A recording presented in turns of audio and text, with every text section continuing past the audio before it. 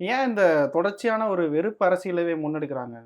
அது ஏன்னா வரலாற்று பூர்வமா நீங்க ஹிட்லர கேளுங்க, முசோலினிய கேளுங்க.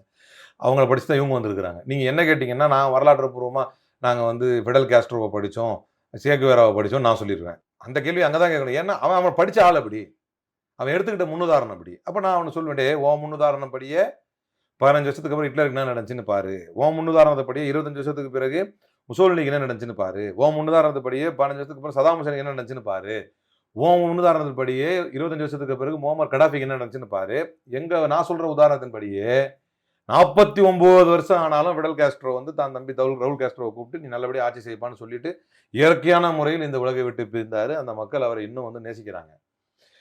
நான் சொல்ற உதாரணத்தின்படியே எவ்வளவு ஆண்டுகள் ஆனாலும் அவ்வளோ பெரிய பொருளாதார தடையை அமெரிக்காவின் காலுக்கு கீழாக இருக்கக்கூடிய கியூபாவுக்கு அவங்க போட்டு வச்சிருந்தாலும் ஒரு கால்பந்து சைஸ்ல இருக்கக்கூடிய ஒரு தேசம் தான். அவ்வளோ பெரிய பொருளாதார தடையை அவர்கள் போட்டிருந்தாலும் அதை மீறி கடன்பட்டாவது தன் மக்களை படிக்க வைத்ததுடைய விளைவு உலகம் முழுக்க மருத்துவ ரீதியான நெருக்கடிகள் ஏற்பட்ட போது உலகம் முழுக்க வியாபித்திருந்த மருத்துவர்கள் கியூபாவின் மருத்துவர்கள். அந்த உதாரணத்தை சொல்றேன். We have to wait. சர்வாதிகாரம் சத்தியம் வீழும். ஒரு நாள் இல்லை ஒரு நாள் சத்தியமாக வீழும். வெறுப்பு பிரச்சாரம் ஒரு நாள் இல்லை ஒரு நாள் வீழும். வேற வழி கிடையாது. ஆளாளுக்கு ஒரு ரூட்டை தேர்ந்தெடுக்கிறாங்க. அவன் முசோலினி ரூட்டை தேர்ந்தெடுத்தான். நம்ம வந்து ஃபிடல் காஸ்ட்ரோ ரூட்டை தேர்ந்தெடுக்கிறோம். அவ்வளவுதான்.